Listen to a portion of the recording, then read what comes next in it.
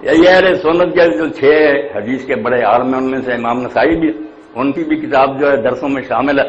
آپ جانتے ہیں کہ ان کی موت صرف اسی لیے ہو جب وہ سیاسی اسلام کی بات ہو رہی تھی، تو وہ دمشق گئے، وہاں انہوں نے دیکھا کہ ابھی تک لوگوں میں ناسبیت ہے، علی علیہ السلام کا تذکرہ یہاں حرام ہے اور بنو امیہ کی تعریفیں کرتے ہیں۔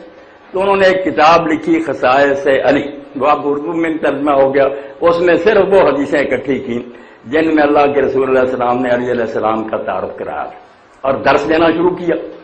اب ان کی موت کا واقعہ ہر سنی سے پوچھیں کہ وہ امام نسائی کیسے شہید ہوئے۔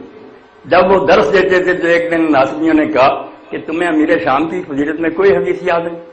انہوں نے کہا یار وہ برابر ہی چھوٹ جائے نا، یہی اس کے لیے بڑی بات ہے، خدا کہ تم اس کے فضائل ڈھونڈتے ہو، اور شانیں کیا بیان کرے راسم براس، وہ برابر ہی جان چھوٹ رہا ہے کہ نہ اسے عذاب اور نہ ثواب ملے، یہی بڑی بات۔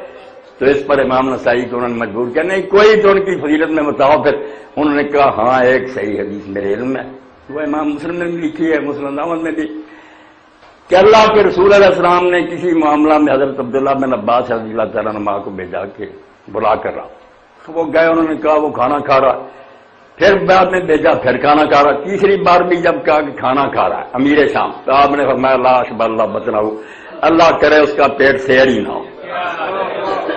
انہوں نے کہا یہ حدیث ایک صحیح میرے علم میں آئی ہے اور حضور نے اس کی شان میں کچھ نہیں کہا۔ اب اس کا پھل انہیں کیا ملا؟